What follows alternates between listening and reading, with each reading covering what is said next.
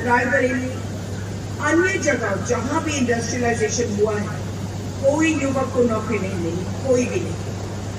1 करोड़ रुपए लगता है एक इंसान को नौकरी देने में, और ज्यादातर हम लोगों के क्षेत्र में क्या नौकरियां आती हैं? वॉचमैन, गार्ड, माली। आप उस काबिल नहीं, आप उससे बहुत बड़ी। ये अगर हम 65% पोलिंग करें, हमारी 19 लाख वोट है।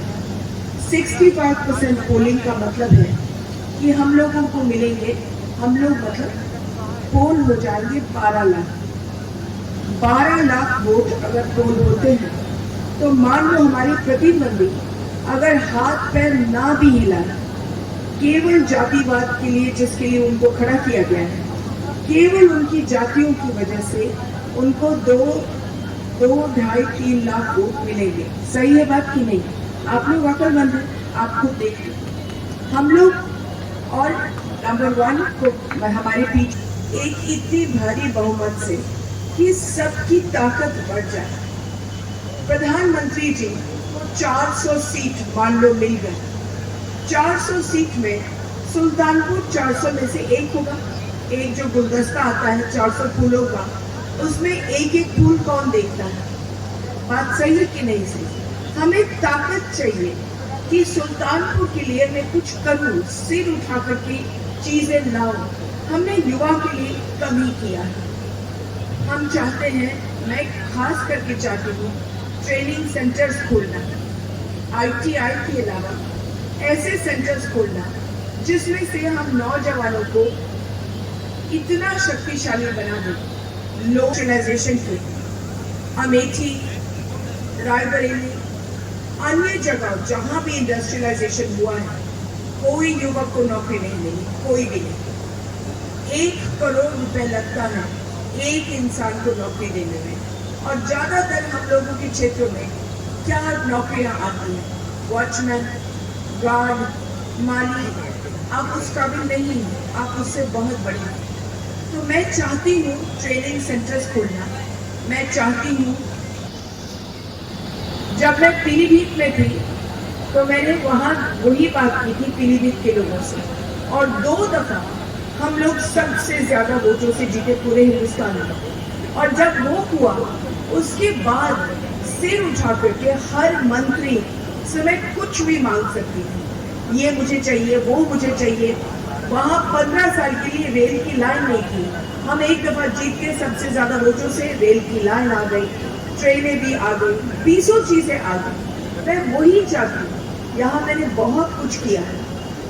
आप सब लोग जानते हैं कि मेरा दरवाजा आप लोगों के लिए हमेशा हमेशा खुला है।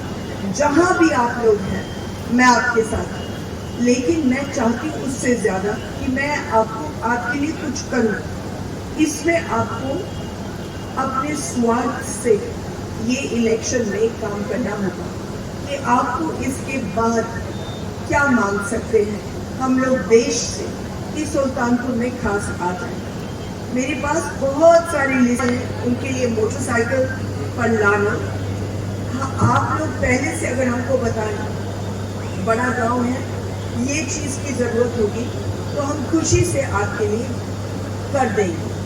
लेकिन अभी से ही तैयारी करना, क्योंकि 10 दिन यूं चले जाते हैं।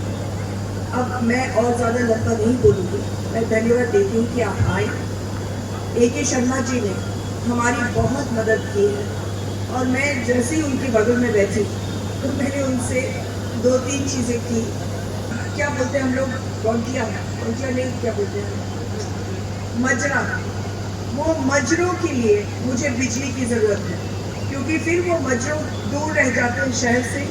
जो कंपनी को हम लोगों ने कॉन्ट्रैक्ट दिया है वो आती है, वो गांव कर लेती है, लेकिन मजरा छोड़ देती है, क्योंकि मजरे में कभी कभी खाली 20 घर होते हैं। लेकिन वो मजरा बड़ा होने वाला है, एक दिन वो भी गांव बनेगा, इसलिए जरूरी है कि हम वहां भी खंबे लगाएं। तो उन्होंने कहा कि इन्होंने भी ये महसूस किया, और इसलिए उन्होंने दिल्ली बात करके उनके पास 22,000 मजरों के लिए पैसा लाए हैं। और जैसे ही इलेक्शन खत्म होगा, अगर आप लोग कहीं मजरे में रहते हैं तो मुझे अपना लिस्ट दे दो, हम इनको एक पूरी लिस्ट दे दें क्योंकि कौन से मर्जों में बिजली लगाने की जरूरत है।